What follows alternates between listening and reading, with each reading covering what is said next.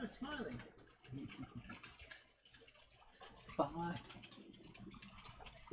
5, 4, 3, 2, 1. Roll VT. Hi there, everyone. If you go up to the loft today, you're sure of a big surprise. If you go up to the loft today, you'll never believe your eyes. For every train there ever was has gathered there together, because today's the day that Jenny does the Monday Club. Yay!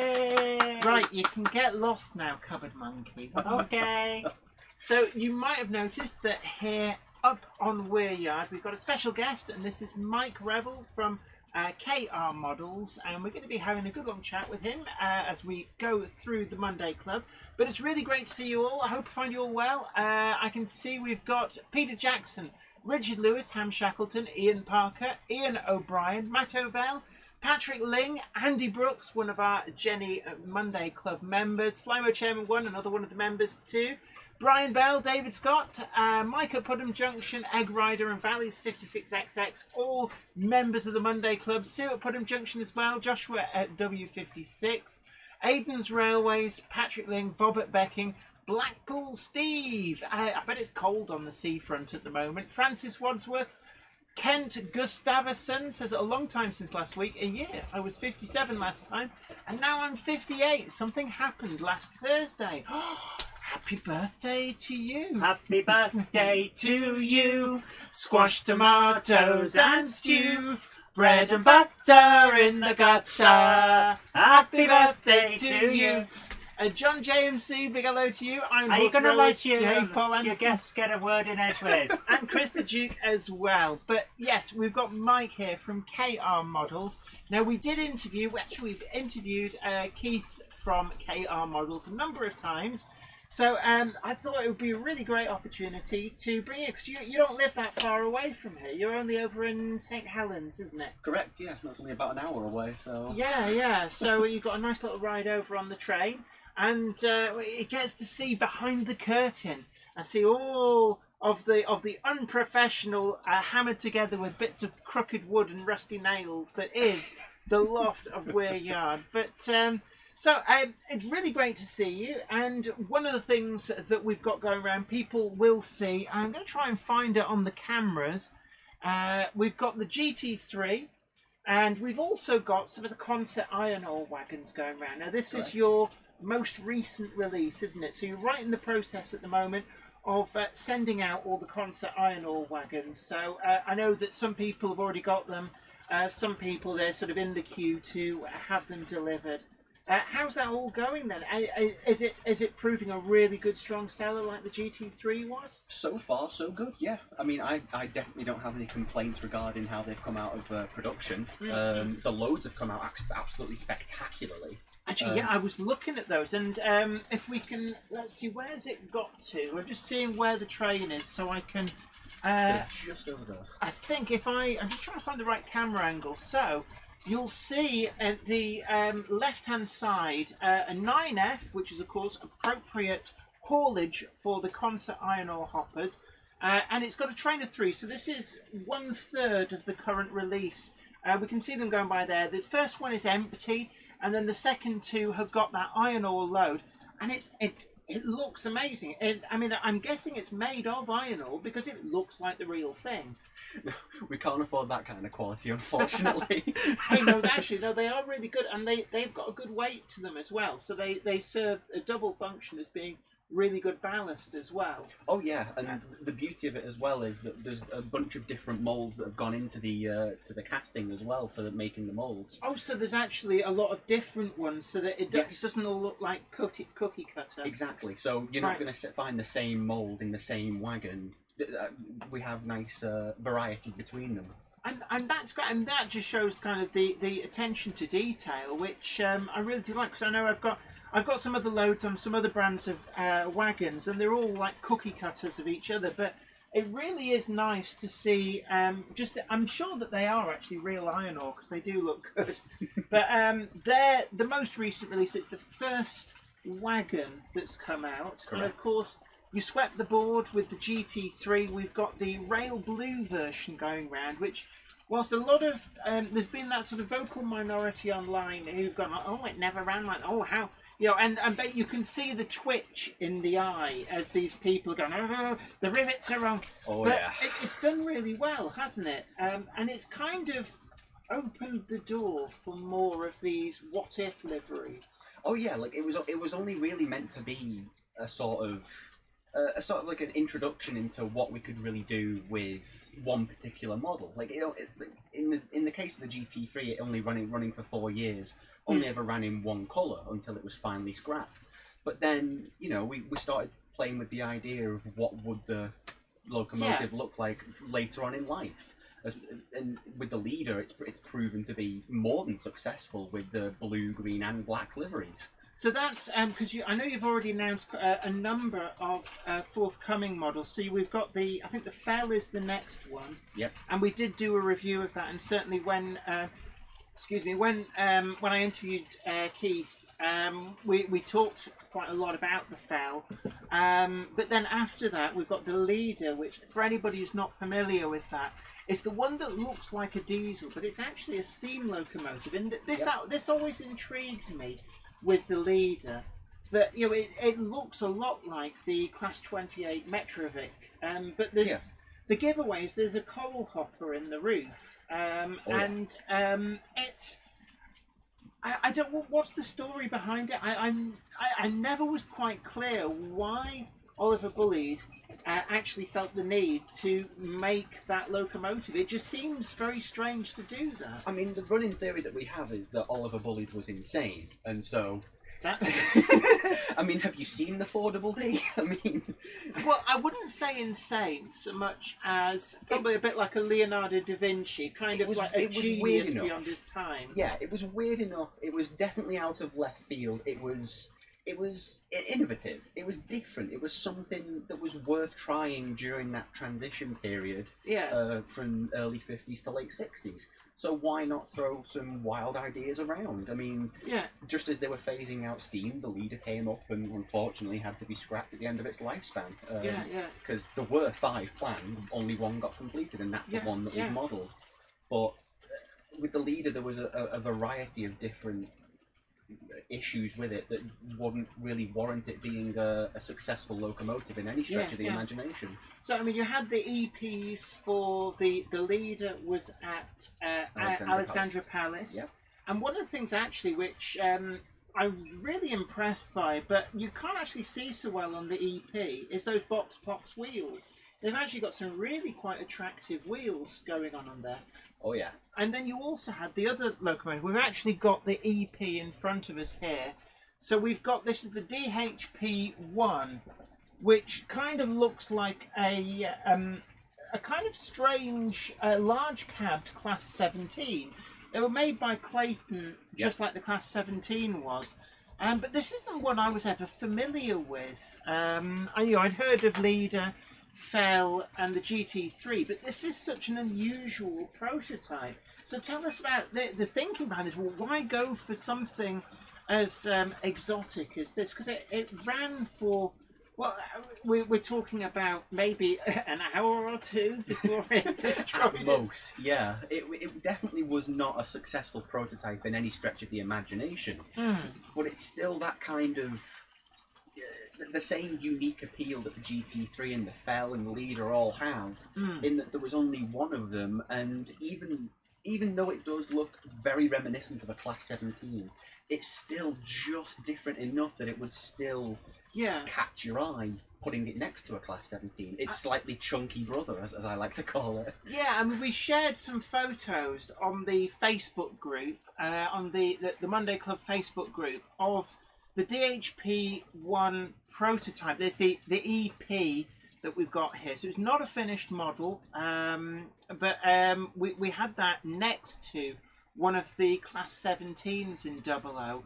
And there are actually quite a lot of noticeable differences. It is, you wouldn't mistake one for the other. No. They're enough different, but you can definitely see the heritage in there. KR Models Limited has said, get a haircut. Not a chance. And I know who's behind that. Yeah, so a big hello to Keith there at KR Models HQ. Great to have you in. We also got Simon Railway Enthusiast 83, Plumtree Works, Anfield Road layout in the loft, Wamgok, Francis Wadsworth, Skipsy Trains, and Iron Horse Railway says, hope the quality control is better than Hellion. Just got a brand new Class 15. It was derailed, so went back into the body and found the bogie pivot pin on the cab bogie is loose. Time for epoxy. I know that I know the Class 17 actually from Hellion. They initially had a few issues with that, but how have you found the models coming through? Have you had problems, or have actually you've done all right with them? I mean, with every production run, you're bound to come into the the handful of issues that everybody's bound to expect. But in terms of the GT3, there wasn't a huge amount of warranty issues or glaring faults. I mean, the biggest one we had to deal with was the first run with the bogie. The bogie, which actually, in fairness, I mean, it's something that we discussed before we came on air. That actually, some of these faults, I think most people possibly wouldn't even know there was something wrong. But it's quite a credit to actually own up to it and say, actually, we got this wrong, but we're going to fix it. So I know that when I've seen you at shows, you've actually been arranging replacement bogies for people who got one from the first batch. Is this an ethos with the customer support that you felt is really, really important to go above and beyond like this? Oh yeah, well I've always had the sort of mantra of if you're spending £200 to £300 on something as like this, I mean, you expect that kind of quality. Especially if you've put so much time and care and attention into your layout, you expect the same treatment from the manufacturers and the models. Yeah. So I've always tried to, if the customer's not happy, then that's on us. Yeah. So we do our best to accommodate them. Yeah, and one of the things I wanted to ask, I did ask Keith when I interviewed him, but it's really the models that you've been producing. I suppose you could describe each and every one of them as being very niche. I guess probably the concert iron ore wagons that we've got running around at the moment. They're probably the most conventional of any of the products that you've got in the pipeline at the moment. You've gone for the GT3, certainly, whilst I think a lot of people were aware of it, but just always as a curiosity that didn't run for very long. Surely, when you decide to tool up something like that, is there not a worry that actually these things are a little bit too obscure, or is that actually part of the charm? I suppose it's like a double-edged blade when you approach something as niche like the GT3, for example.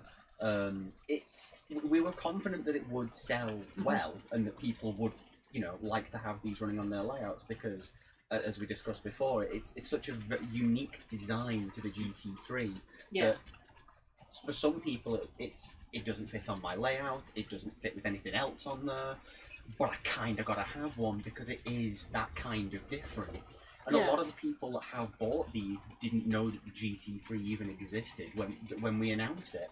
Yeah. And when they came to see it at Wally in the shows that we were bringing it to, a lot of people were like, I've got to have one, I have to have one.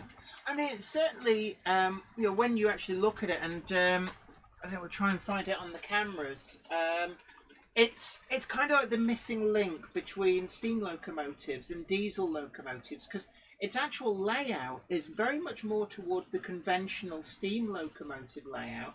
But at the same token, internally, it's probably got far more in common with a diesel locomotive in the way that mechanically it's doing its thing. Yeah.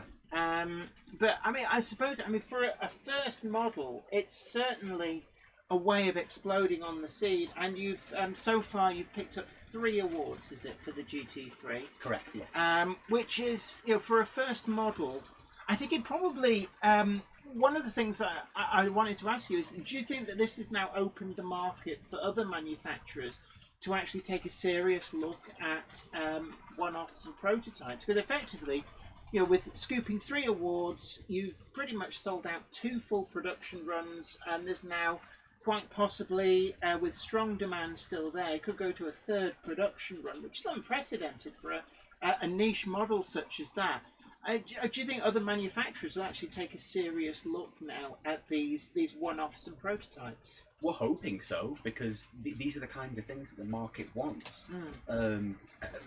As varied as mainstream is, there's only so much that you could be able to do with that kind of market. Whereas the prototype market, now that it's finally being tapped into, not just by us as well, but there's plenty out there that we could still do, that other manufacturers could do, and I think that they could produce some absolutely outstanding models that have never been seen before. Absolutely, and I'd just like to say a big hello. We've got Paul Murphy joined us, Robert Steers as well. Always great to see you in. I hope you're all well. And it's actually Robert Steers is one of our US audience, and there's just been the Denver show over in the US, which actually KR Models had a stand at. You weren't there, obviously. No, of course. But how important is the US market to KR Models? Because obviously you're becoming quite well known over here in the UK with this tranche of models. You've got the the Bobo industrial diesel that works at Scunthorpe as well, is one of the upcoming models. Along with the torpedo wagons. Wagons as well.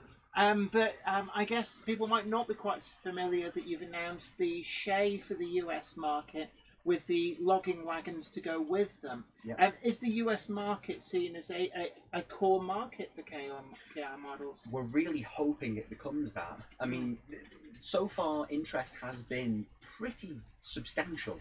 It's a very interesting market to be a part of, considering how large of a landmass the US and Canada is. There's plenty of rails to be able to run so much on, so there's plenty of potential for models that we could market. And how the hobby over there, is it very similar in terms of the prototypical accuracy that people model, or is it quite a different market to go into? It is a different beast to really tackle, because as we've noticed with the Shay, like, some people will have particular tastes when it comes to their particular locomotives. Like the Shay, for example, has seen so many different modifications and so many different appearances up and down the continent for different uses and different purposes. But trying to really tackle each and every one of them is an uphill battle that I don't think any manufacturer is really prepared for. Right. So many different variants, but at the same time, we're still willing to give it our best shot and give the market what it's asking for. Absolutely. And one of the things that I think people would probably have a go at me if I didn't ask is with prices across the board, all manufacturers are putting up prices. It's becoming more expensive to manufacture in China as wages are going up, as transport costs are going up, as material costs are going up. I mean, one of the things which I see people level a lot is that the hobby is becoming too expensive. Is this something that you think is justified, or do you think that the hobby can support the prices that it's at the moment? It's a difficult question to answer, considering things are still quite a bit tumultuous just after coming out of a worldwide pandemic. But trying to keep the costs low is going to be one of our aims going forward, and that's why we offer a payment plan for most, if not all, of our products that we offer. Being able to spread that cost out makes it a much more digestible pill to swallow. Has that proved to be quite a popular way for people to be able to buy stuff? Oh yeah. A lot of people have gone on to say, because of the amazing competition that we've got out there, with so many different manufacturers releasing so many good models, being able to spread those costs out while still also being able to buy those other fantastically detailed models is I know that it does sometimes feel like everything comes at once. I know that we've just had not one, not two, but 3 different wagons released from Rapido. We've also had a number of new releases come through from Bachmann. And we've got the Acura scale Deltics imminent. Sometimes it does feel like we've never had it so good in terms of the variety of models on offer, which of course then brings with it other issues with affording it all. And I mean, do you see any any move away from batch production at any time? I know that some of the things that I remember when I was little, that in the catalogue for the major manufacturers, there would be a number of different items, and you knew that what was... Oh, I don't know what's done that, but what was in stock... I don't know why it's done that. So what was in stock at the beginning of the year would still be in stock at the end. Let me just reset that. Sorry, it's going. Oh, I see you're busy. Let me just steal focus. If it does it again, I'm going to have to take that off. But these days, I think there's an element of if you don't order something, then it'll be gone and you'll miss out. And certainly, I know with the GT3, the first run sold out really well, but then you brought out another production run. Is it something that you can carry stocks of items for longer, or is that just not possible? I'd say in the short term, probably not possible, due to everything going on right now, and everything always costs money, whether it's holding stock, distributing it. So the less stock we can hold, the better for us. So we will be moving forward with the, if you've ordered one, you're definitely getting one. But continuing that made to order sort of stock level, it's going to be like that for the foreseeable future. For how long that will last, we aren't entirely sure. We would like to get to a point where we can start offering catalogues of stuff. So you see a thing and you buy the thing and it comes to you within a few days. I'd just like to say a huge thank you to Ian White, who's very generously donated £5 on Super Chat. Thank you so much, and says, any chance of a class 13 KR models, please? And this is, I did say that people would ask, and I think we got Valley's 56XX says flying the flag for a GWR class 517, and it's I'll say from the outset, this is not the place for any surprise announcements, but you do have an announcement coming at the end of the year. Yeah, is it Worley? So there will be an announcement in Worley, but there won't be any surprise announcements, not unless Mike accidentally lets something slip, which he's not supposed to. No hints, no teasers. Yeah, so simply it's like we can neither confirm nor deny anything. It's as simple as that. But certainly, if there's a model which people really would like to see, you do have a means whereby you actually invite people to make suggestions to you, and I guess it's have you found that a really great way of actually gauging what demand there is for different models? Oh, absolutely. I love seeing people's wish lists come in on a daily basis. And how would they best get those to you? Is there a means to that they can send them in? Oh yeah, you can email me directly at michael@krmodels.co.uk. Every wish list gets taken seriously. Every suggestion gets looked at. It's the wish list that people keep sending in is the reason why the leader exists. And presumably it's like whilst people might think, oh well, it's just people going, oh I want this and I want that, and it's almost like a shopping list. But actually, if a lot of independent people suggest the same things, it then does add up. It's like, well, actually, maybe there is a demand for it, which I guess is what you found with the GT3, is that there's not only is the demand for it, there's a lot of demand for it, and things like the fell as well. I mean, we were joking about this, that it was very much the April Fool's gag that I can remember every year that the manufacturers go, oh yeah, and we're going to do a fell, and then come midday it'd be like, psych, see you next year sort of thing.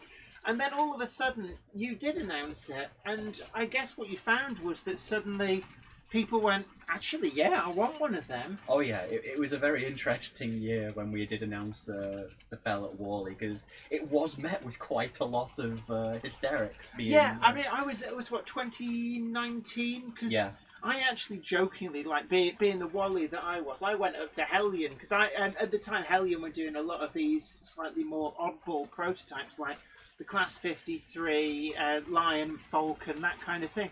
And I jokingly went, ho ho, so when you're doing the fell? And they went, no, KR Models have just announced it. And I went, yeah, no, pull the other one. Sorry. I thought, no, seriously, somebody's actually announced it. They've ruined our April Fools. We're going to have to find some other locomotive. Oh, yeah.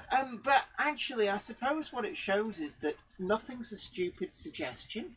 No. Because, for years, manufacturers would have treated the FEL like it was just this stupid idea, like, we'd never make that.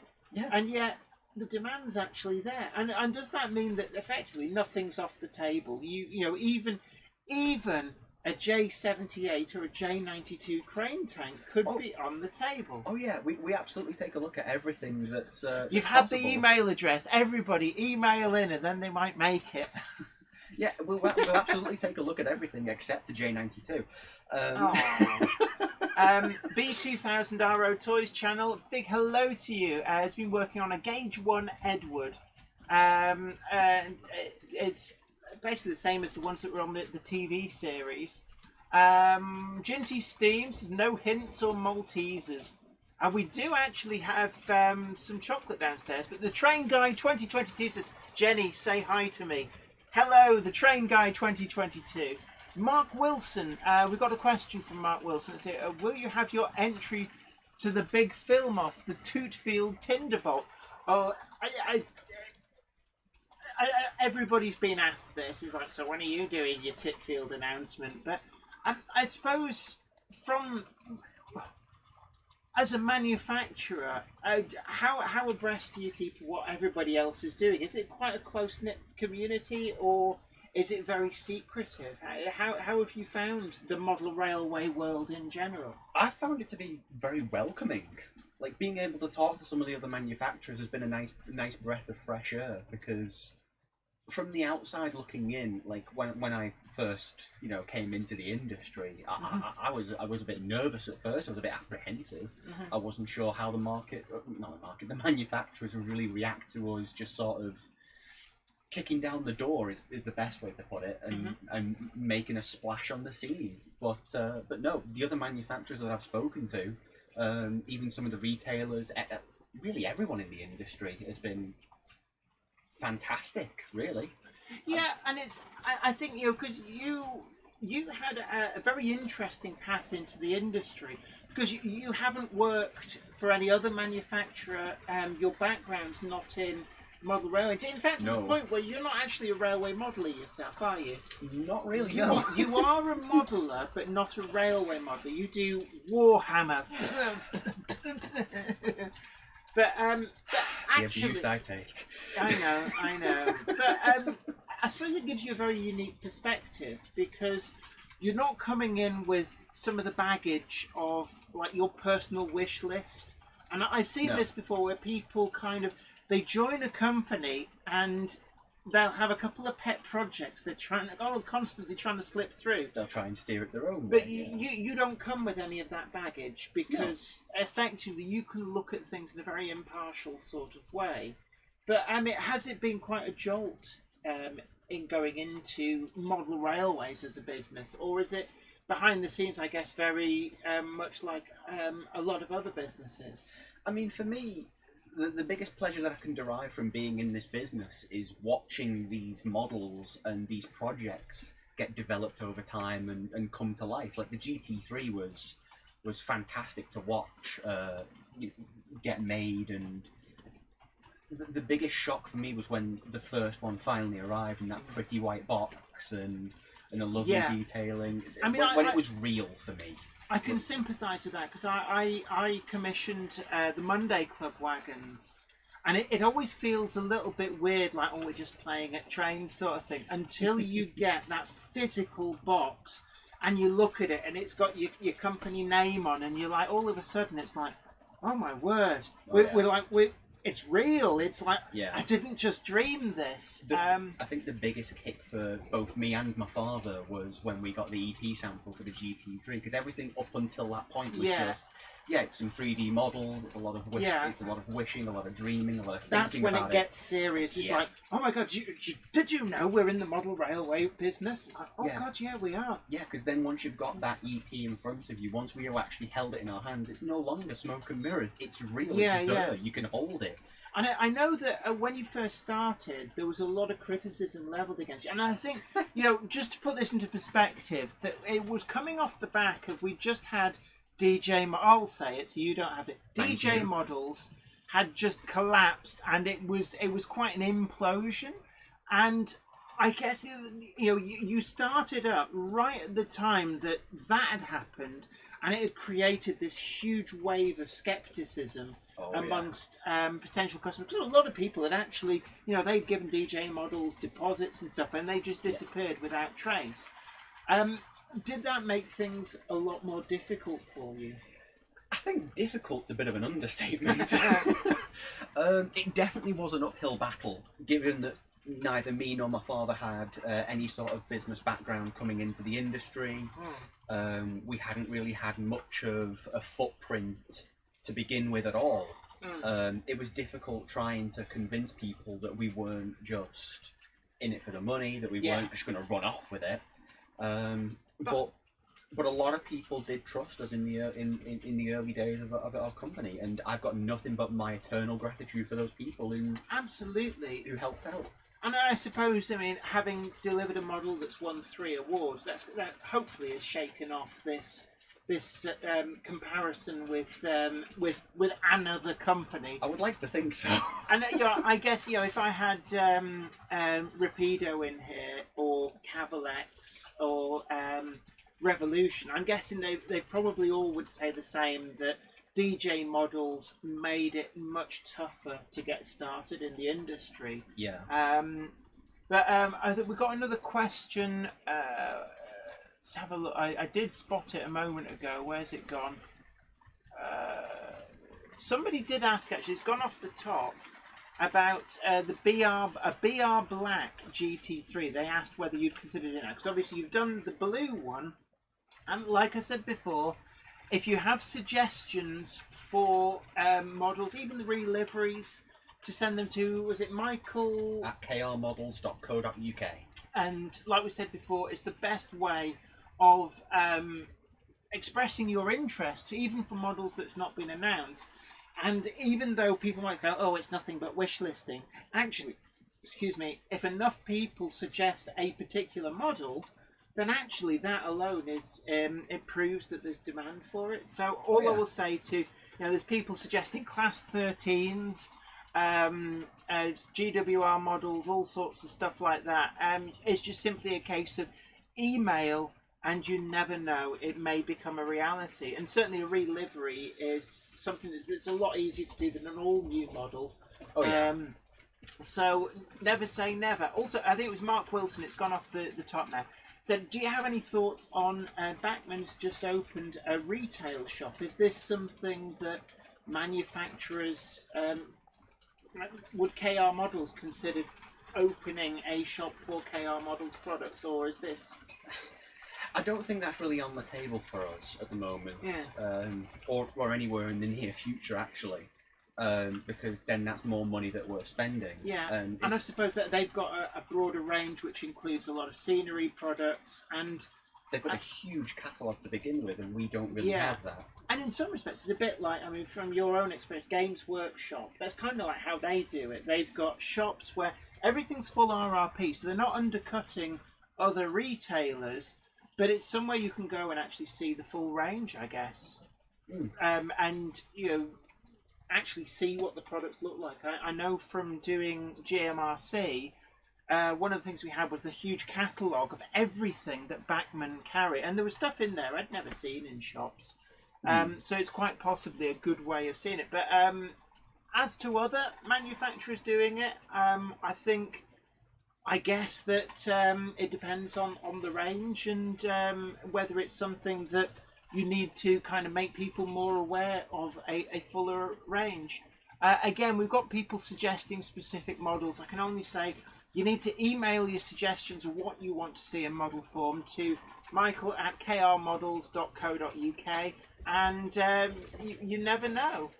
Now, I think as well, actually, Wamgok says GT3 in BR Black, exclamation mark. And Wamgok says, I feel a third GT3 coming on. Oh, that does sound good. I can imagine that. Oh, yes, sir, come to me. Come get your candy. Come on, you can jump higher than that.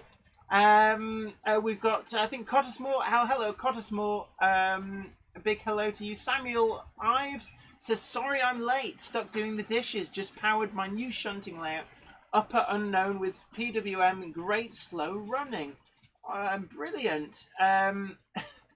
I keep seeing these little comments from KR Models Limited. Michael can open his bedroom. Don't worry, I'm going to have a stern conversation with my father once this is over. Oh, okay. I don't know what time of the day it is. I think from when I interviewed him last on the Monday Club, it's sort of like middle of the day, so you can't possibly have had any beers yet, can you? Oh, he's 7 hours behind us, so it's about noon for him, so it's way past his bedtime. Ginty Steams actually asked about the sound in the GT3. Says, I wonder if the GT3 just sounded similar to a jet engine from an aircraft.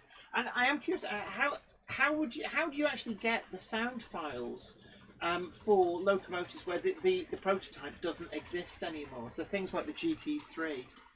For the GT3, we had a very good template to work off of with Tim Cole's 5-inch gauge GT3. Right. As that actually had an authentic gas turbine in it. So Right. as far as getting as close to the real thing as we could get, you couldn't really get, much closer than that. So that gave us a really good idea as to how the GT3 would have sounded on the actual rails. Right. And of course, Lego Man Biffo did an absolutely stellar job on the sound, in my opinion. Yeah. He did a fantastic job. I can't sing his praises high enough, honestly. So is he also doing the things like the fell sound as well, which has been done by layering the Paxman power unit sounds to get the right number of engines and kind of recreate that multi-engine sound? Is that also a Lego Man Biffo? I don't think the fell was Lego Man Biffo. I think we have someone else for that, but I can't remember the name off the top of my head. It's things like the leader as well that doesn't exist anymore. Yeah. We could only really get a rough approximation as to what it would sound like. Because, I mean, the leader is, in many respects, when you look at the way it's constructed, it has a little bit more in common with something like a double Fairley or a Garrett, because it's two power bogies that I presume have cylinders and everything on. Am I right in thinking that's how it worked, was it? Mostly, yeah. So presumably a sound file for something like a Garrett would be somewhere close to it, or was it very, very distinctive? About the Garrett, I'm not entirely sure. It's not one I've delved too deep into. But for something like the leader, the closest approximation we could get to that would be the Merchant Navy. Right, so almost like two Merchant Navies running in tandem. Yeah. Right, interesting. What was I going to... I had a really good question and it was on the tip of my tongue, and then I looked at the screen and we've got Flymer Chairman 1 says you can still like the stream if you're signed into YouTube. Even if you don't want to chat, certainly. Don't forget to tickle the like button, share the stream, and also subscribe to the channel too. If you've not already done so. Now, Tim's Muller Railway in different videos says, what does KR stand for? It's actually Keith Revel, isn't it? So it's your father who started the company. Yes. It's his initials, so it's Keith Revel Models. Big hello to Jennifer Garrett, James Hardy, John JMC says, I know someone who has a 5-inch gauge fell. Oh my word. The thing that I found about the fell is actually that the most magic with it is when you watch it running. It's because you've got the rods flailing on the side with those big red counterweights. Oh yeah, it's mesmerising. It's one of the most aesthetically pleasing locomotives to watch running. More so than, people said to me, like, well, how's it different from something like a Class 8 or a Class 3 shunter? And I think it's those red counterweights are mesmerising, which is something that none of these other rod diesel locomotives actually have. It's very hypnotising watching it go around. And it's not just mainline locomotives, or notwithstanding the fact that they're fairly niche prototypes. But you're also doing the Bobo. Is it what? Who made the Bobo at Scunthorpe? The Hunslet Bobo. Hunslet Bobos. And I was quite surprised actually to find that they're not a new locomotive. They're actually older than a lot of mainline diesels are. You'd be surprised just how old they really are, especially considering the guys up at Scunthorpe keep them in very good condition.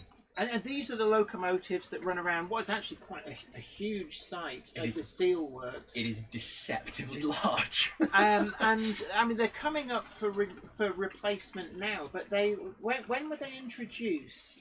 Specifically, I'm not entirely sure, but I can only hazard a guess at late 40s, early 50s, I think. And this, I mean, what it shows us as well that there is a rich vein of industrial prototypes as much as mainline, and I suppose even more so when we look towards diesel locomotives, that we're starting to run out of prototypes. To some extent, there are still a number left, but there's so many diesel prototypes within industry that work solely within industry that actually it's really interesting to see these. Actually quite large. They're probably about the same sort of size as a Class 20, would you say? Yeah. With this, are you going to be offering them in just prototypical liveries, or like you've done with all of the other locomotives? Are you going to be offering them in things like pseudo BR livery, or is this a case of wait and see? I know I'm breaking the cardinal rule of asking about specifics about future models. I mean, I can't say for certain how deep that rabbit hole goes, but you know, I can imagine BR cycling lion black with silver bogies. Yeah, yeah. I mean, one of the things actually that it's brought home to me is that some of these locomotives do look good in the liveries that they never actually carried, certainly it'd be really interesting. I'm looking forward to the DHP1. It only ever ran in the Clayton. It was sort of like a cream and maroon. Yeah. But you're offering that in several other liveries, including rail blue, BR green, and is it BR black as well? Nope. So that one's not in BR black. But no. The leader you're offering in the BR black, BR green, and BR blue. Yeah, as well as the two prototype grey liveries that it did run in. Right. So, I mean, what it shows is, I know for a very long time there's been a lot of people. I always describe as being a very vocal minority who go, "Oh no, you can't do that. This isn't right. How dare you do something that never ran?" And actually, I guess what you're doing is you're proving that there's a silent majority who go, "Actually, I quite want one of those." It is funny when people do say, you know, how dare you do such a thing? You're sullying the hobby by painting it in rail blue. I just find it a bit ironic considering our tagline is "We dare to build." So exactly, yeah. And you know, one of the things that I know that the BR Blue GT3 came in for a lot of criticism, but it's like, you know, to all the people who were slating it, "Oh, how dare they do this? This is not right." It's like, well, it's selling. People want it. It's selling. So, you know, if you do want one, get in quick because they're going to sell out fairly quick. Oh yeah. I take it. Have you seen that demand for the fictitious liveries actually go across the other ones that you've announced? Oh yeah, like in the leader in particular, given that we've offered the most fictitious liveries with that, seeing the overwhelming support on that is fascinating, really. And dare I ask, what sort of liveries is this proving are most popular? Is it the ones that it prototypically ran in? Or are there other liveries where actually people go, "No, I want this in BR green," or whatever? You know, is there a pattern emerging in terms of if people can have it in that livery, they would prefer it in that livery? I think it's a mix of people going, well, I like this particular livery, like such as BR Blue. A lot of people that I've seen come to the trade shows go, I just like the look of BR Blue, so I want locos in BR Blue. And then there's on the other side of the coin of people wanting Fictitious, there's the people who go, well, what would it have most likely ran in had it have gone past the prototype stage? Yeah. And it's like Stephen Cameron sums it up as if people don't like it, they don't have to buy it. And that's it. It's like you're not forcing people to buy anything. But let's just see if we've got any more questions in here. I think one of the ones as well is probably already flashed past. N-Gauge. I know if I don't ask about N-Gauge, there'll be a few people like, why didn't you ask about N-Gauge? But you did put up an expression of interest for some N-Gauge models. Yep. And that's now... You've officially announced that those aren't proceeding, am I right in thinking? Correct. We did have expressions of interest for the GT3 in N-Gauge, for the Fell, for the King, and the Concert Iron Ore wagons. Right. And unfortunately, none of them really reached the point where we felt confident that we could bring them to market. And this is something that, you know, it's any manufacturer. If there's not enough people there prepared to buy something, you can't make things effectively at a loss. No. So to all the N-Gauge modelers out there, again, when things like the expressions of interest come up, you need to actually be quite vocal. Otherwise, the models just aren't going to come through. And it's not that manufacturers don't want to support N-Gauge. It's almost like there's an antipathy from the modelers who do model in N-Gauge. Yeah, I mean, we do want to do N-Gauge. There is a lot of potential in that gauge that we could bring to the market. But the problem is we can't really afford to take that risk, because if it goes wrong, KR Modelers is no more. It's one of those things. I think that we touched on pricing, and it's something that I think a lot of people don't quite appreciate how much of an investment it is to produce a model. Interesting. Stephen Cameron says, "Hey Mike, would you consider 3mm scale ready to run?" I think in the UK, TT is even more niche. You'd probably have less people modelling that than even in N-Gauge. I think we'd have a bigger chance of resurrecting the Fell.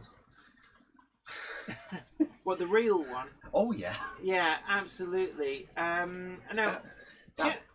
Sorry, yeah? No, I was going to say, that being said, I mean, we could take a good, serious look at, doing 3mm. At the end of the day, if enough people send that request through, and I don't mean like, oh, come on, let's just like send it in for a laugh and see what happens. Yeah, serious consideration if will be people taken. seriously want that, then they need to actually email that in, and if enough people do, then it kind of proves that there's a market for it. Ginty Steam asks, I wonder if an 040 in N-Gauge would be possible. I think the problem with N-Gauge is obviously because it's so much smaller, it's more practical to produce the larger tender locomotives in N-Gauge, because then you've got more space for the internals. Oh, yeah. I can imagine if you tried to produce something like a Lancashire and Yorkshire Pug in N-Gauge, you're just not going to be able to fit everything in it. It's just not physically possible. Yeah, there's a lot more things that can go wrong with that, and we're no strangers to things going wrong. I mean, we've gone through quite a few EPs with the GT3 in particular, but it's the level of interest that we need to get over first. That hurdle of will it succeed? Absolutely. A big thank you to Robert Steers, who's very generously donated $10 and says, for your locomotive collection, happy Monday from Montana. Thank you so much for your generosity, although you'll attest that my loco collection is quite vast, because you actually sent a video to your father. Oh yeah. It's like, look at the shiny. I thought I was addicted to my Warhammer stuff, but you're putting me to shame. What got me was his response was not like, oh wow, or as you call that a big collection, here, hold my beer. No, it was, don't forget to wear your corporate shirt tonight on the Monday Club. Yeah, gotta look the part, don't I, Father?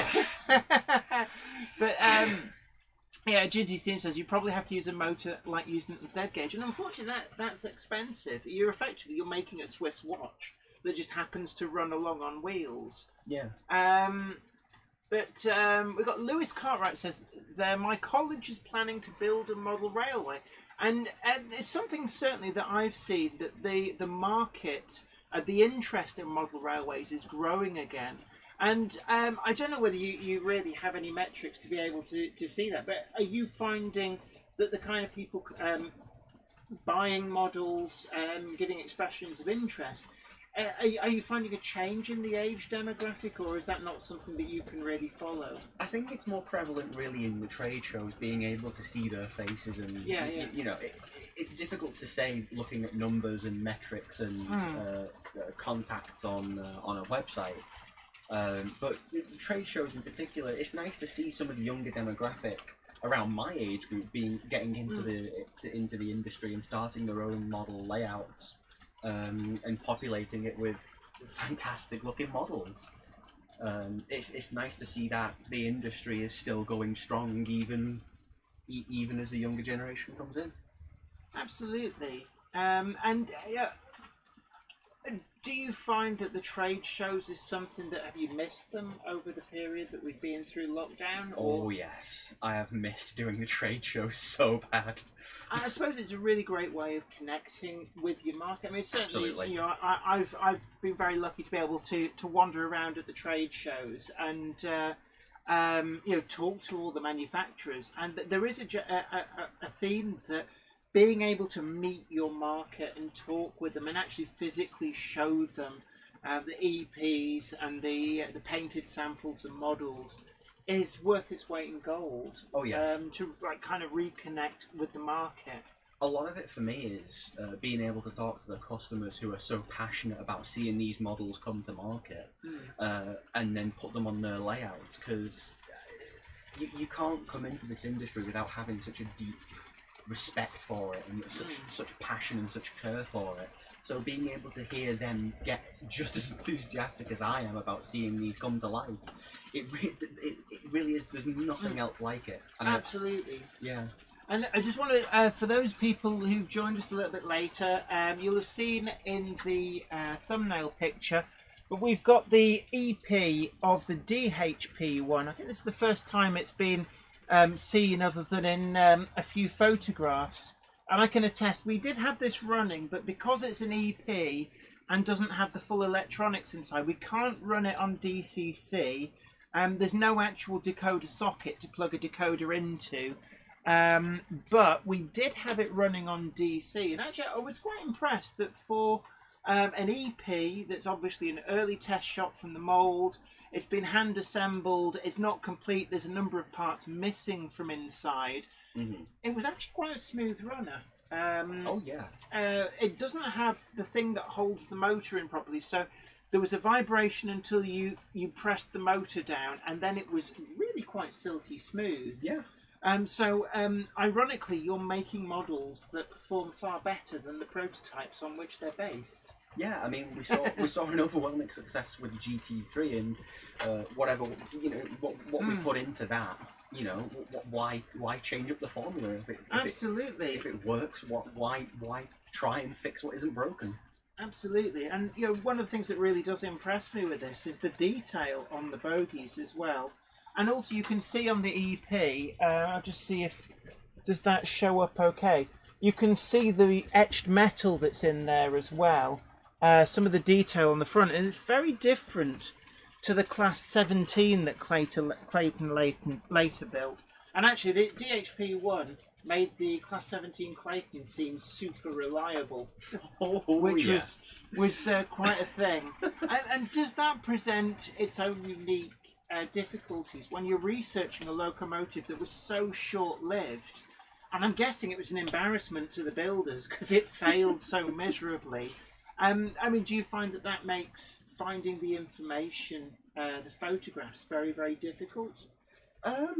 It's hard to say, really, because I mean, for a lot of these projects, people come to us and go, you know, provide even just a few stepping stones to, yeah. Like if you breadcrumbs, or even a bit more than that. And it's a good leeway into being able to find more information. Absolutely. Regarding the prototypes that sadly no longer exist with us. I mean, do you find that is it getting more difficult to pick a prototype to bring to market, or is there so many unmade models that actually that there's no problem in picking the next model? I don't think we're going to run out of material for the next 20 years at least. Right. I mean, is there any? I know we've had between certain manufacturers, we've ended up with duplicate models. Is that a risk, or do you think that with the prototypes that you're going into tooling to make, is that something you're not too worried about? I mean, when we announce a project, especially as niches like the DHP1, there's always going to be risk involved. But with such models like this in particular, I think the risk is of somebody else bringing it to the market first is very minimal. Yeah. Given that if people were going to make this, if any of the manufacturers were going to do this, I think they would have done it by now. Yeah, I suppose so. Do you think that duplication directly of two models from two different manufacturers, is that bad for the hobby, or is competition like that good for the hobby? I mean, we've always been a strong contender of healthy competition. We do like seeing, the bar constantly being raised with quality. But I think duplication of projects, I think it only does more harm than good. I mean, the last thing we want to do is step on anybody's toes. Yeah. And take away from another manufacturer. And I hope other manufacturers feel the same way. We don't want to put anyone out of business. We don't want to, cause harm to their livelihood because, we're in the same boat as them. So. And we've got loads of people suggesting models. I have to say, again, just email Michael with your wish list, and if enough people basically pick the same models, genuinely, I don't mean like have some like Facebook campaign, everybody email this address with a J92 as a suggestion. Yeah. I always say that because it winds him up. It does wind me up. If anybody doesn't know what a J92 is, it's a really cool crane tank that was very long lived and it should be produced ready to run. Big hello to Joshua W56. Ian Parker says don't be frightened of competition. Absolutely, and I think that the model railway world is much richer for having all of these different manufacturers. I can remember a time when we basically had the big two of Hornby and Bachmann, and then Daypole sort of lagging behind. And since then, we've had quite a lot of newcomers to the market. Certainly, some names like Rapido, who are obviously well known and well established over in the US, but also Revolution, Sonic Models, and Hellion as well. Were much more well known for their Danish models come into the UK market. And I think that as a result, we've definitely seen models of prototypes that we might not have otherwise seen if it was still effectively two big companies duking it out with each other. Dongit's Model Railway says, what was that email address? Just michael@krmodels.co.uk? Correct. So if you send an email to that with your wish lists. Iron Horse Railway says, interesting, sort of like a DJ who does requests at a wedding. Not quite. I don't think you'll be playing any Danny Minogue or the Time Warp at the end of the night. I mean, I'm sure I could get my dad to bust out his old decks. Oh God, yeah, because when we were at Getz. Yeah, it was Getz. Him and Pete Waterman just hooked back up with a conversation where they left off in the 80s. Yeah. Because your dad actually, in a former life, worked on Hitman and Her. Oh, yes. That was actually quite surreal to see. And I guess from your point of view, did you know about that background of your dad?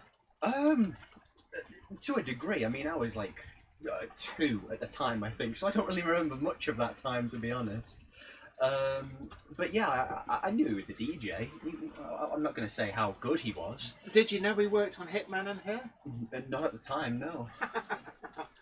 But yeah, I mean, it's at the end of the day, if Pete Waterman knows you're cool, then you must be all right. Oh yeah, oh yeah. James Hardy asks, why was the GT3 withdrawn? Basically, well, it was too expensive to run, wasn't Pretty it? much, yeah. Because it was a gas turbine engine. It ran off kerosene fuel, so whether it was idling or at full power, it was consuming the same amount of fuel. So while it was at station, it was just hemorrhaging money. Absolutely. And the other thing as well, because the heat from the exhaust, it had this habit of setting fire to wooden things like footbridges and signal gantries. Oh yeah, and the awful smell. KR Models Limited says our packaging is very good for our logo. I think that's in response to somebody else, and certainly it's something that I've mentioned in reviews. It's one of the things that sometimes I get the rip taken out of me for talking about the box, but actually the box is an important part of the presentation of a model. I can't agree more. And it's not only about protecting the model, but it's about the presentation of that model. I mean, if you say like you bought a bottle of Moet champagne, would you not be less likely to think that it was a quality product if it came in a plastic bottle? I'm trying to imagine that now. Yeah, Moet champagne in a plastic bottle with like a screw top. Oh yeah. I think people would look at that and go, not a quality product. But what's inside is the same thing. But with the boxes, and it's something I've said, and some of the manufacturers are really getting on board with this, with the heavy duty boxes that basically say we take pride in what we've produced. Oh yeah. And if you buy like an expensive bottle of wine, they come in a wooden presentation box. Oh yeah. And it's the same thing. It's about screaming, this is a quality product. And definitely, I mean, one of the other things as well is you've actually managed to make your boxes very eye-catching, such that if you're in like a model railway show, you can see from a great distance KR Models products. Oh yeah, the white stands out so well. Yeah, because nobody else uses these overall white boxes. We've got blue boxes, we've got red boxes, we've got yellow boxes out there. But actually, you've managed to muscle in on the market and have probably one of the most distinctive boxes out there, because nobody comes close to that. Oh, I thank you. And was that a conscious decision that you wanted the box to be radically different from what anybody else has looked like? Or is that just a happy accident? I mean, we definitely did want it to stand out and also still fit the colour scheme of our company to begin with. I think it was a little bit of a happy accident in the end that it stands out so well. But as well as the inside is still very robust as well, given that I accidentally stress tested it once. By dropping it down a flight of stairs, and the model inside was perfectly fine. And that's it. I mean, they do serve the primary function of protecting the model, but I think that the presentation of that is important. And certainly, if something comes in a flimsy box, it doesn't really speak the volumes that you want about the product within.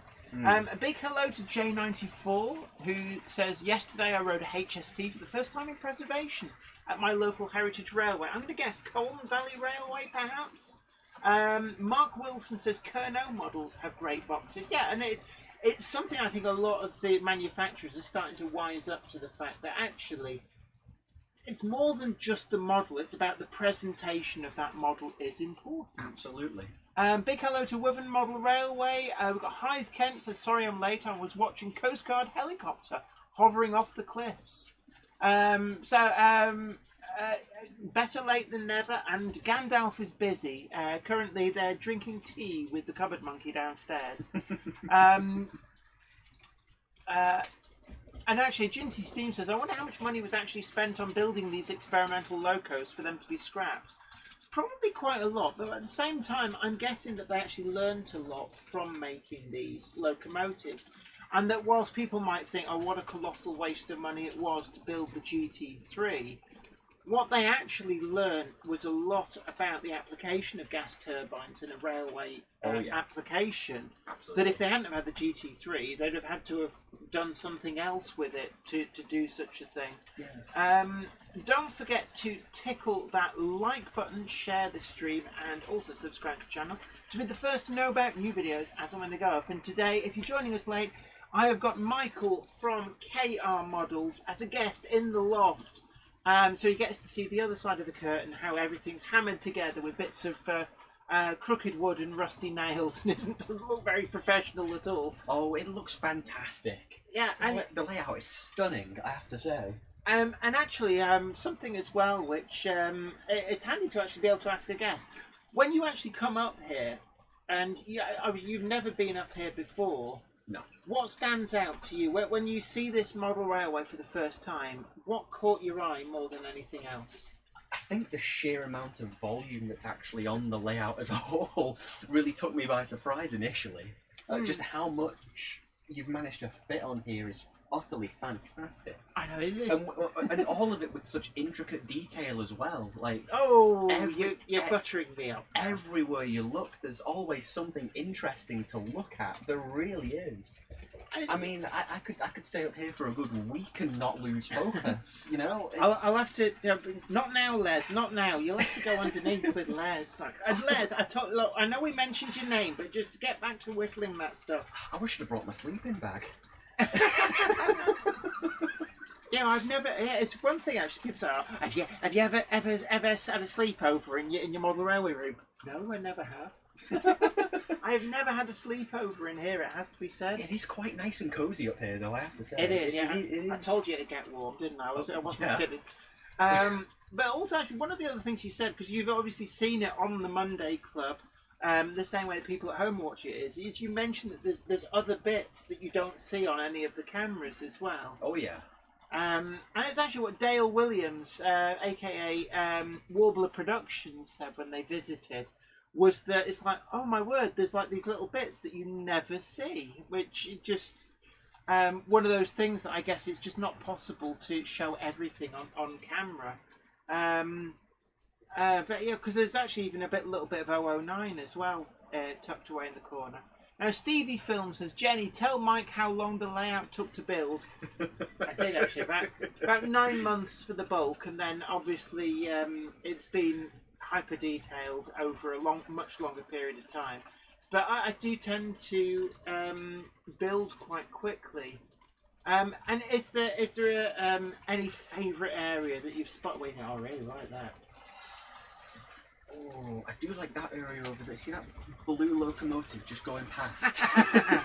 Yeah, it keeps moving. It's moving as we go. Yeah, my favourite part keeps going over. Oh dear. And like, because you showed me some pictures of the test layout, the KR Models test layout. Yes. Over in the offices in Canada.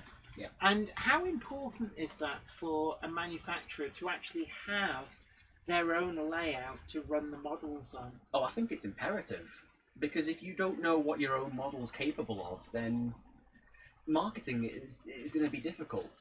Like going to the trade shows and showing people what these models are capable of, because they're going to be running them themselves. If you don't even know how they run, how are you going to sell it to the customer? You know? Yeah, and it was an interesting little railway, and has it been designed specifically to push the models to their limits? Oh yeah. We expect all of our models to go around first radius curves, to go up and down gradients. I mean, that is that when you actually said about the first radius curves, I was quite surprised, because I know most manufacturers will say radius 2 as a bare minimum, and some of the big tender locos can be more than that. So, I mean, you're telling me things like the Fell, which we've got that 484 wheelbase. Oh yeah. That 8 coupled bit in the middle, that's quite a challenge getting that round radius 1. Yeah, the first couple of EP samples we had for that were not ideal, but you know, that's the purpose of the EP samples, for them to, you know, get the engineering sorted so that we can actually make it achieve what we want it to.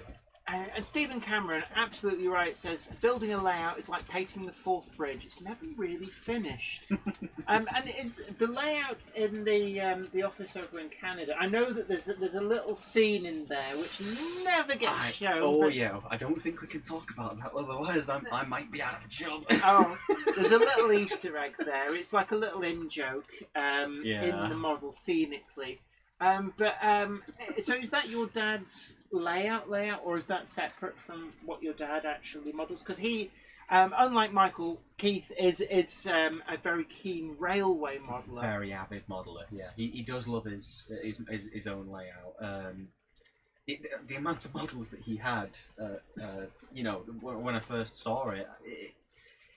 And is it predominantly British outline, or does he? For the most part, yeah, but he's not afraid to really dip into other really countries or continents. I mean, he's very much a, if I like the look of it, I'll get it. Yeah. So. I mean, I must admit, up there's a 484 Niagara from New York Central, and I've also got an Ulco PA A and B unit in one of those drawers. So I do also have overseas stuff, and there's an Irish A class up there, which is one of the was the first Acura scale release as well. So I it's like, oh, shiny. Yeah, I mean, why not? I mean, that's why we made the GT3 in particular, because it is so different. It's so unique. It's very eye-catching. It just looks amazing. I mean, what's interesting as well is to see the DNA of a company.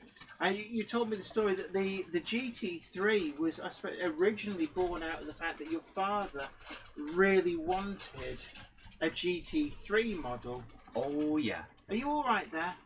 I heard what sounded like footprints on the floor. What you were calling? Was that me? Is that the noise? Me? Right, I think this banging against the thing. No, I wasn't calling, but we're actually. I'm looking at the time. We've been chatting for quite some time, so we're nearly at the point where are we showing people's videos today or Of course not? we are. It's a Monday Club.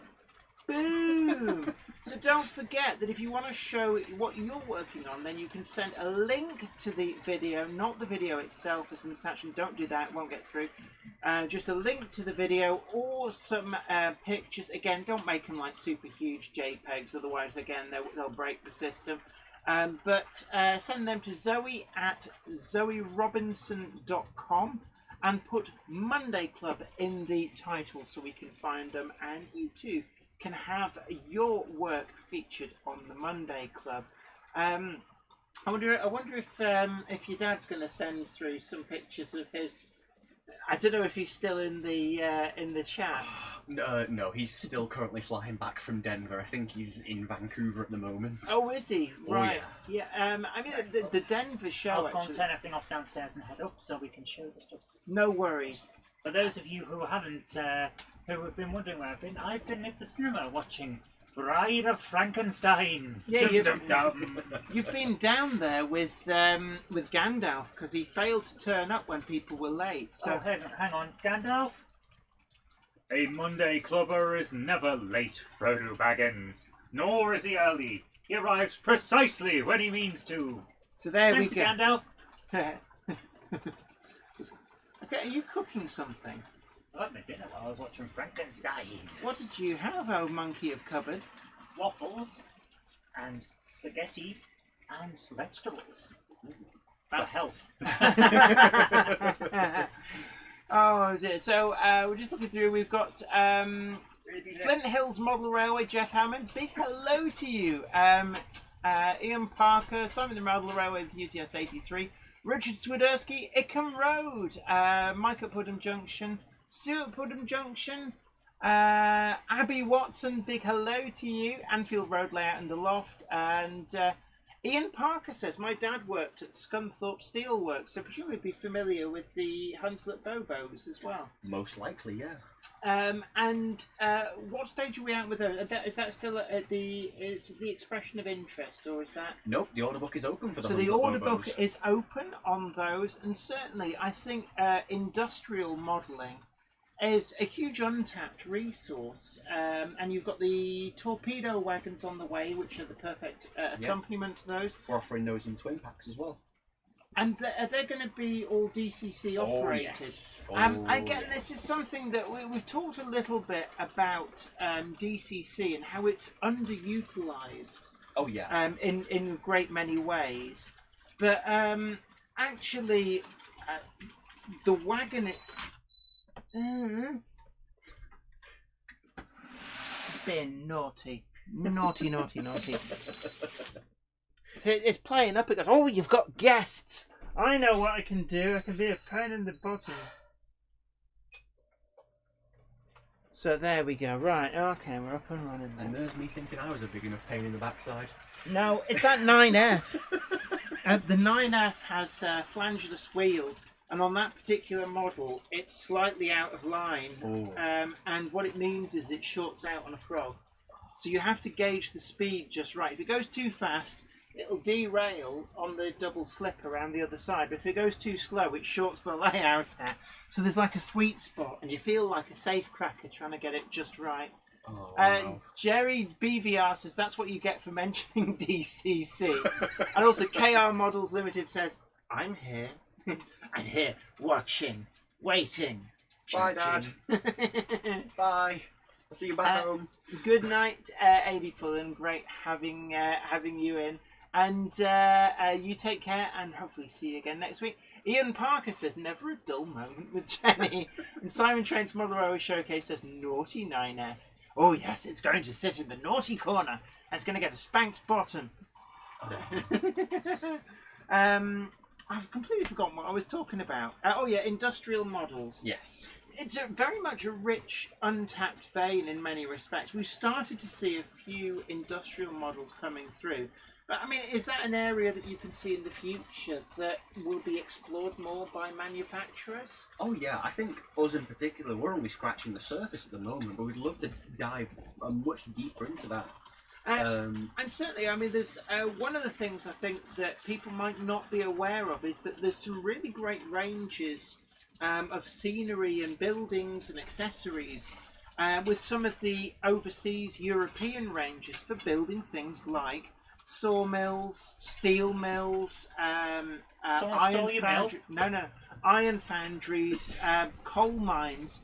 And actually, it's quite interesting. I was browsing the Golden Valley Models website and actually really impressed by the range of some of the European models. That they are in HO, but they're actually of a size that they work just fine on a UK-based 00 layout. There's never been a better time to actually delve into the world of industrial. And I've actually been really impressed. TRS Trains has been sharing some video and photographs of their steelworks layout, which I think is actually inspired by Scunthorpe. And it's like there's a rich, untapped vein. For so long, people have kind of focused on the mainline railways, but actually, in some respects, there's a lot more interesting things going on with the industrial area of railway modelling. Big hello to Mel's, great to see you in as well. Wamgok says, just sent you a link, Zoe. So hopefully we've had a few come through. And let's just get a different angle on the cameras. Ian Parker has joined the Jenny Kirk membership. Thank you for joining and supporting the channel. Really great to have you aboard. And don't forget that if you become a channel member, it gives you access to additional icons to use in the Monday Club chat, as well as early access to the Friday video advert free, or at least we don't monetize it, so I don't know whether YouTube still chucks its adverts in, but certainly there should be less adverts. And not to mention that Patreons too get early access to the Friday video, and we do have some tiered levels of support as of rewards, sorry, as well if you help to support the channel on Patreon as well. Right, so I can see on the other screen that we've got a number of posts have come in, so really looking forward to seeing what you guys have sent in. So Ollie's Trains Gaming, big hello to you, and the Growler Blackwood N-Gauge layout, really great to see you in as well. And James Petts, I approve of James Petts being in. Says, my grandfather worked in a steelworks in Gorseinon during the Second World War. Ah, Southwest. Gorseinon is it's in Swansea Vale, isn't it? That's just north of Swansea, if my geography is correct. Could be completely wrong. Flymo Chairman 1 is showing off all of the channel membership icons there. So he's not spamming, he's just putting them all in there. Is it just me? Or am I Yes, going it to get is. shouted at a lot? Yes. By shouty, saying shouty. we should have a contest. Is this location, is this name a location in Wales or a character from Lord of the Rings? Yes. Or Welsh town or Lord of the Rings character. Or are we cheating at Scrabble? Actually, if you play Welsh place name Scrabble, you have no use whatsoever for most of the vowels. That is true. Apart from Y. Apart from W. Y and W become very, very useful letters. Oh yeah. Although I'm not sure, actually X doesn't appear. You in- almost had the Welsh thing there. Oh yeah, spoil. No, Welsh. It's like you say when you say that people from the northeast never say "way amen," which your mother immediately said to me the first time I met her. But people from Wales do not say "boil." Yes, they do. They go. Say boil. They say "be here, be there" a lot, but not "boil." I've been called Bud a lot. But what in Yeah. Wales? Yeah. And super whip. Super weapon hula hoops. Abby Watson says Thomas the Tank Engine is actually based on a London Brighton and South Coast Railway E2 class. Yeah, I think you're right there. Oh, right. We're going over to the Well, monitor. no, I was just getting set up, but if you want to jump over, we have Hornby here Double O. some photos from Andrew Johnson. He says, Dear Zoe, child please that. find some pictures taken of Hornby Double O. Some pictures are old and some are recent. Maybe Jenny can have a trip down memory lane. Oh, She should certainly. recognise all the models, but some have been repainted from tatty scrap. to Why shiny are new you- model. why are you putting I'm on trying re- to sound as if I'm from Fireman Sam. From Pontypandy. Oh, Norman Price, you naughty boy. But Oh, yes, what a turn we have taken. hey, Norman Price, he This needs is- me can I to just take say, him this out is- and having a talking to. This is normal for the Monday Club. You know when Jen said before we went live, don't worry, this isn't a professional show. This is why. But that is really nice. So we've got what looks like Duchess of Atholl there. A whole load of the teak coaches. I can see Sir Nigel Gresley at the back. But that is a really nice setup. Very, very well presented. Very much like the kind of displays that you get somewhere like Hamleys. Are there more pictures? There are. So these have been sent in by Andrew Johnson from Blairgowie Forest Railway, which is rather cool. Oh my goodness. That's For a a second there when I saw that, I thought that must be full size, but it's Now, not. it's a Hornby Double O super detailed grain wagon. I have to do a double take as well. Interestingly, Valley's 56XX points out that J, K, Q, U, V, X, and Z don't exist in Welsh. I'll have to. I know that Z and X and Q aren't in there, but I'm not sure about. JK doesn't exist. Does that mean that if we moved to Wales, we'd have to change your logo? No. Right. Go on. Next one. I always like the Hornby Double O Super Detail range was very good. Ooh, that's a repaint. Duchess of I can't quite read it, but that's a repaint. Hornby Double O never produced it in that Duchess livery. of Sutherland. Yeah, I know because I'm reading it on a phone. absolutely. But Rather nice though, isn't it? yeah, and it's something actually that long after Hornby Double O themselves went bankrupt, a lot of people kind of kept the mark alive. But that's really nice. Anyway, next one. Oh, the colour aspect signals, which, funnily enough, you see that? I don't know whether people can see these, those watching in black and white, but that's what these are. Yeah. Yeah, I actually... The Hornby Double O colour light signals are still up to the job. They are really, really good. And it's just a shame, actually, that theoretically Hornby should have had the moulds to keep making these, but they didn't. And they're some of the best colour light signals that have ever been made. I also like the colouring in the border. He's got a vignette style going on the outside. Very nice. Now, Tim's Model Railways in different videos says, can you say the long Welsh place in North Wales? I can if it's written down, I think. It's like Llanfaith Pwthgwyngyll Llandau Cilia Go Go Gocha. Is untight. Yeah, something like that. So that's Union of South Africa. It is. But it's on a Silver King body by the look of it. Actually, no, that's How on a can you just tell by that's look? on a Sir How? Nigel Gresley body because it doesn't have the raised number plate on the smoke box. Oh my goodness, you just know these things. Yeah, I am like a repository of knowledge. Big hello to PVA, J Cloth, Alan Reynolds, great to see you. And James Pett says, yes, in Welsh, I makes the V sound and double F makes the F sound. Ah, the Vacuum Oil Limited Company Limited. Vacuum was always a good word if you had a plethora of U's. Are you just trying to show off that you've read a thesaurus? No, actually, I think vacuum. Plethora. I think. Who uses plethora Can I in just daily say- talk? Can I just say, I, from the top of my head, I think vacuum is the only word in the English language where U features as a double U. Me? No, as in like two U's together. Ooh. Yeah, two U's together. It's like lesbian chic. It took a moment, didn't it? Wardle Road, big hello to you. It's great to see you. I hope you find you well. And Alex Dent, thank you so much for donating £2 on the super chat. It says, hi Mike, I saw you and Jenny at Doncaster in person. Actually, yeah, it was. We had a great time at Doncaster. Actually, Oh yeah. because you very, very generously invited me as a guest of KR Models to the show. So I got to hang out on your stand. Have you regretted it yet?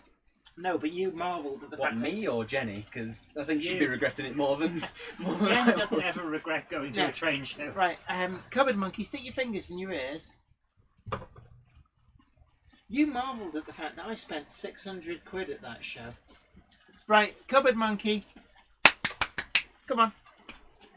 There we are, right. Yeah, Did you realise that I can just reverse the film later? Yeah, well, you can reverse the flow of the neutrons. yeah, Doncaster was a Plumtree very good Works show. says, hi Zoe, I've sent an email, please check it. We will get through them. And 69567, that is the N2, the original BR release. They didn't update the number on that when they moved to the late crest. If you find a late crest N2 as 69567, that's actually quite rare. But the 2-rail version was 69550, and that had the late crest as well. So yeah, right. Anyway, next one. Come on, let's. Jennifer Garrett says, the name Jennifer is originally an anglicised version of the Welsh name Guinevere, used for women Guinevere. of light complexion. It's also a variation of the name Guinevere. Yeah, Guinevere, which is where Gwen, Gwendolyn, Gondola. Jenny, Gemma, and there's a lot of names are derived from that. Just ignores me a lot of James the time. Pett says, goodness me, you are a walking encyclopedia of Dublo. Absolutely. Hornby Dublo, I lived and breathed it for a long, long time. It was my childhood mother railway.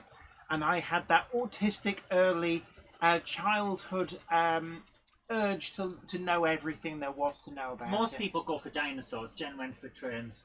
Well, it's very I went for specific train. dinosaurs. But that's actually in really quite good condition. You weren't that. anyone Yeah. around my Next area picture. unless you had Next a favourite picture. dinosaur. I Next. could tell Yeah. everyone all Oi, about Cupboard it. Monkey, we don't care about your dinosaurs. Ah, the Black LNER one, and that is definitely so 269. Yeah, they're actually, if that's the genuine one and not a repaint, they are actually quite rare. Wow. It's certainly sitting on its original chassis, and that'll be the horseshoe magnet as opposed to the half-inch block magnet chassis, which you can tell because the rear pony truck wheels are disc rather than spoked, and that's how you can tell if an N2 has been re-chassied or retains its original chassis. The horseshoe magnets tend to actually be, they need remagnetising because they don't hold their magnetism quite so well. Anyway, next slide, please. Hey, it's got a number plate. That's actually in exceptionally good condition. If that's not a repaint, then that is really, really good. It's one which I never owned one. I had the LNER green variety, which was much more common. Never the LNER black one. Ian Parker says, Wren metal buffer stops shorted the track. I think because they were probably designed for 3 rail rather than 2 rail. And Ham Shackleton says, JK, the font of all useless railway info. Silver King. My very first ever tender locomotive was a Hornby 00 Silver King. And in fact, it's in the cabinet downstairs. You can actually look at my very first tender locomotive. Francis Wadsworth says, okay, see you later, guys. Be back next Monday. Look, Take care, take bye-bye. care of yourself. Take care. And we'll catch you later. Thank you very much for joining us for this edition where we have as our special guest Michael from KR Models, and we've also been, amongst other things, showing off the EP of the DHP1 prototype. It doesn't run on DCC simply because it doesn't have the circuit board that it would need to just plug a decoder into. So we have had it running on DC on the DCC Concepts Rolling Road. It actually does run incredibly well. Right, next slide, please.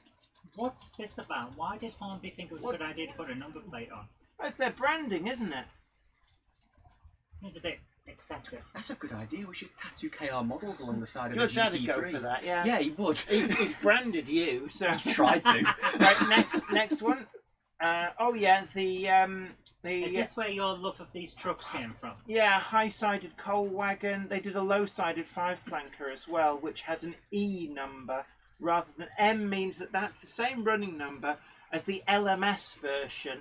But with the 5-plank, instead of taking the number from the LMS, they actually took it from the LNER one. Anyway, next slide, please. Come on, try and keep up. I've had Pepsi to the max, so I'm getting hyperactive. Beep, beep. Oh, 00 Dinkies as well. At least the one on the right is a 00 Dinky. The one on the left, I don't think so. Looks like a micro machine. No, they're not. And oh, a Hey! happy face.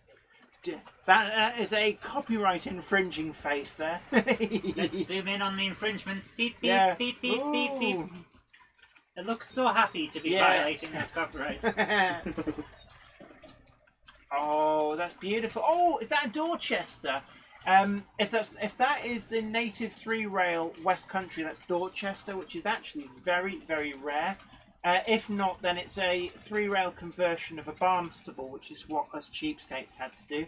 And that means that that one next to it, if it's not the 3-rail conversion of a City of London, is the incredibly... Oh no, it's not got smoke deflectors on, so that is actually a Duchess of Atholl.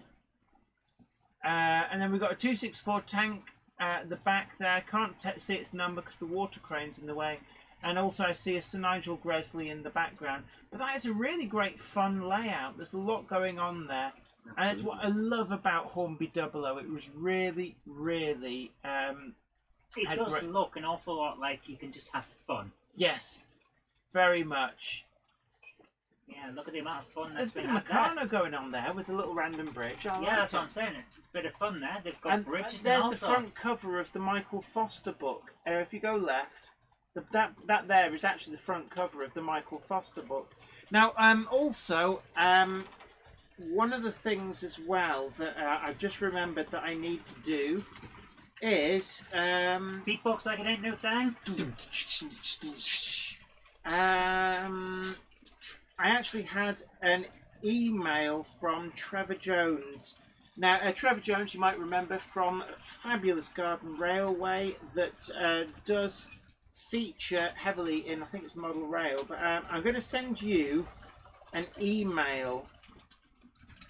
And this is to do with the APT, the Model APT record. So, I've got to put Monday Club in the title, otherwise you'll lose it. I just get so much stuff sent to I me. know. So, this was sent in from Trevor Jones, what I'm here. So I've just forwarded it to you. So there at the top. Okay. I'll read that in a moment. I'm just setting up for the next one.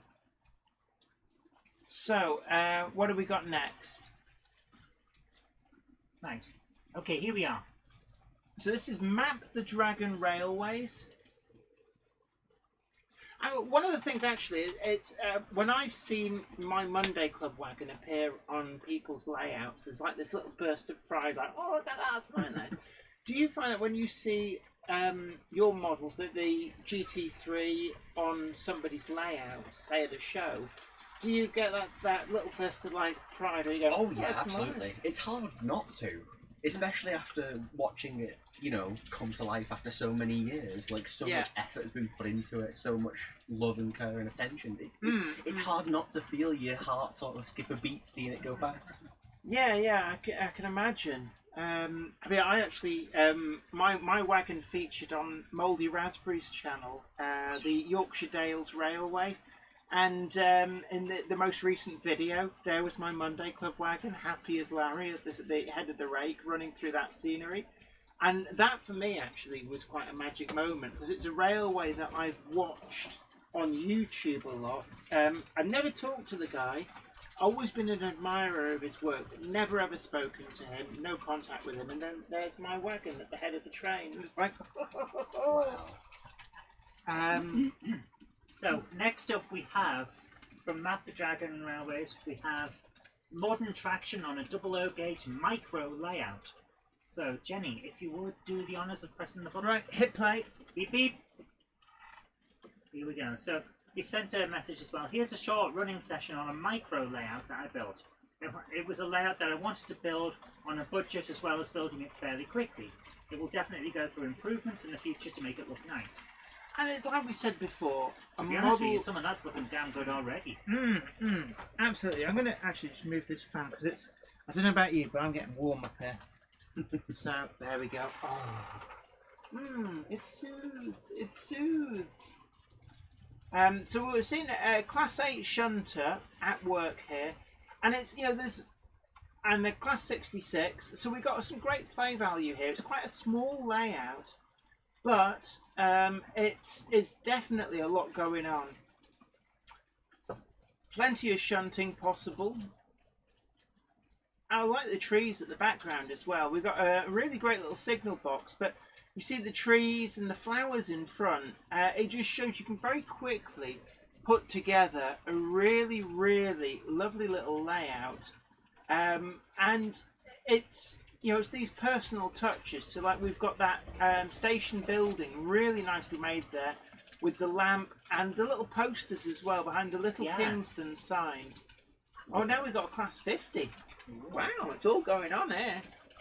I like some of the texturing that's gone onto the paper as well. Yeah. So it's not just, it doesn't look like it's brand new. Yeah. Some of it's a bit used. And Another that's what Class great. 8 here. And that row of trees at the back there. And a actually, gronk. Yeah, actually makes a really great back scene. Yes, I was thinking the same thing. Yeah. It kind of Another finds gronk. Yeah. This is a gronk fest, isn't it? Excellent. We need some more gronks. And Gronk it up. Gronk it up. Gronk.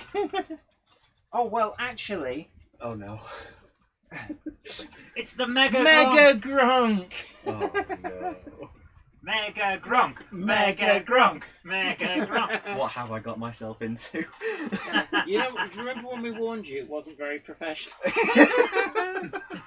It's very fun. I can imagine, imagine me sat here with Simon Kohler perched on the little stool. It's like, oh yes, Jenny. Oh yes. Oh no, we won't talk about the Titfield Thunderbolt tonight if you don't mind. You know he'd be enjoying the mega gronk. Yeah, quite probably. Simon Train says, Yorkshire gronk. Yorkshire Gronk. Yorkshire Gronk. And there's that long name, isn't it? Llanfairpwll Gwyngath. J94 says hashtag Gronkfest 2022. We do need to have another Gronkfest. I Yes. Yes, we do.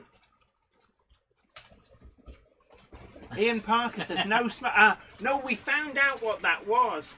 It's this.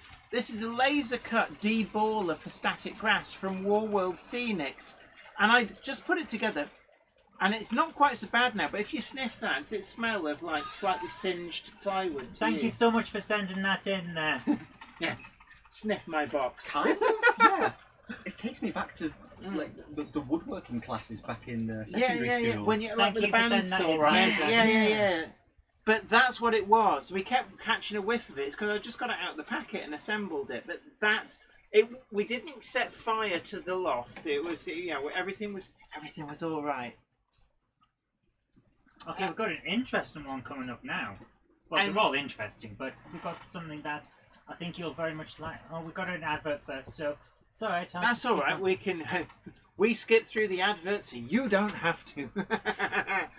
Ah dear. So we're there eventually. Yes, so this one's Charlie McGowan, and he's saying how to Patrick make Hill a Station. stone wall for your model railway using a pink insulation board. I saw he posted this on the Facebook group. So this does look very good. So this is I'm looking here and it he's cut out a strip of the pink insulation, which is the sort of thing that you might have if you've done things like building work. But it does look to me that he's then carved the stonework into it. Why is somebody ringing me? Hold on. This could be good. It's not me. Hello? Are you alright?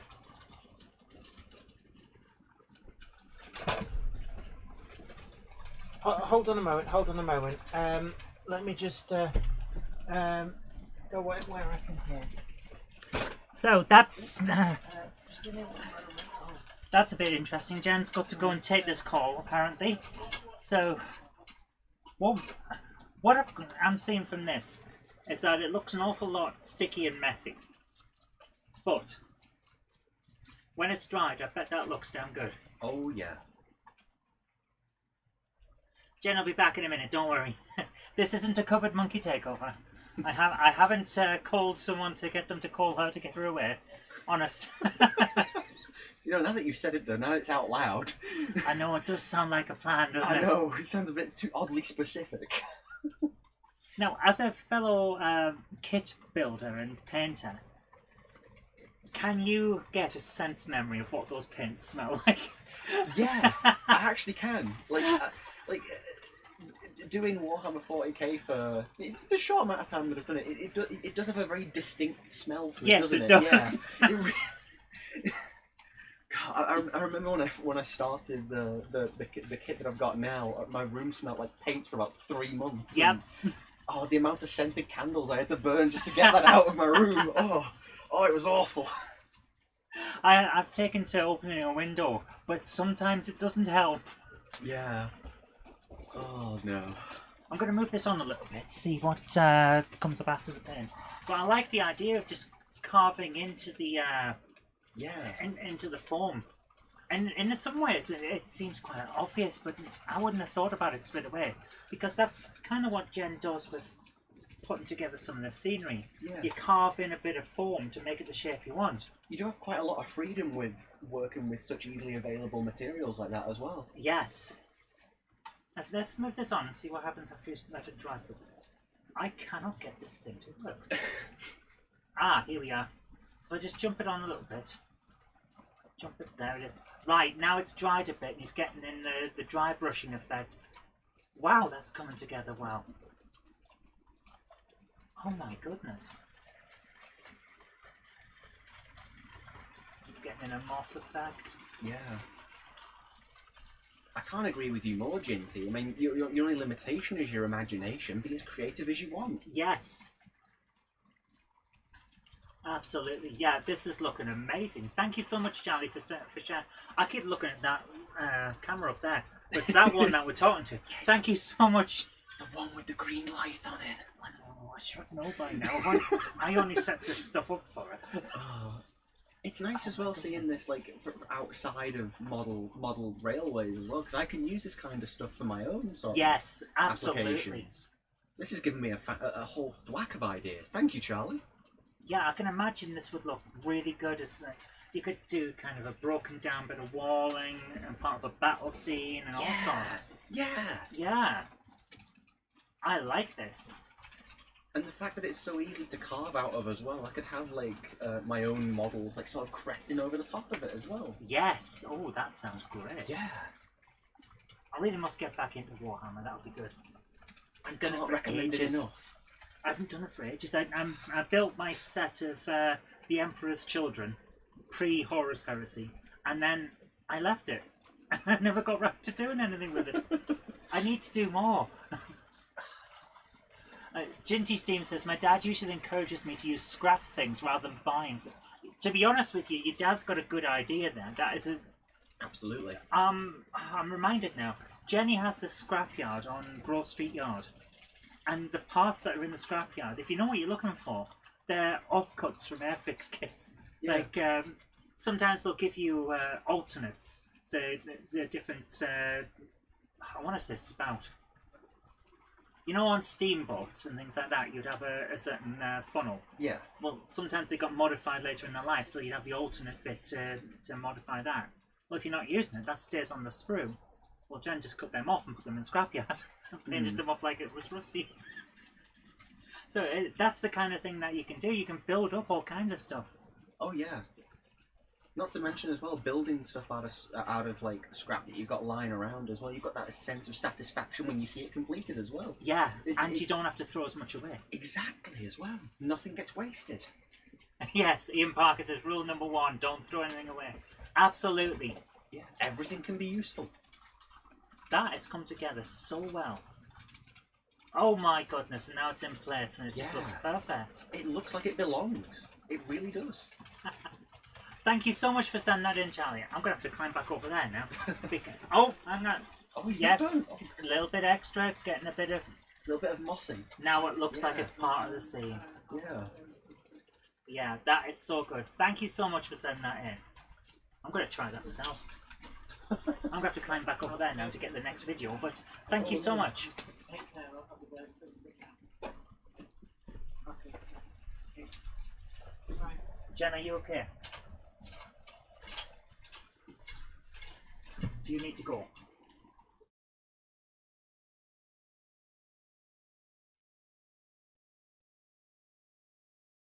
Jen, go. We'll end now. We'll call it now. It's all right. You go.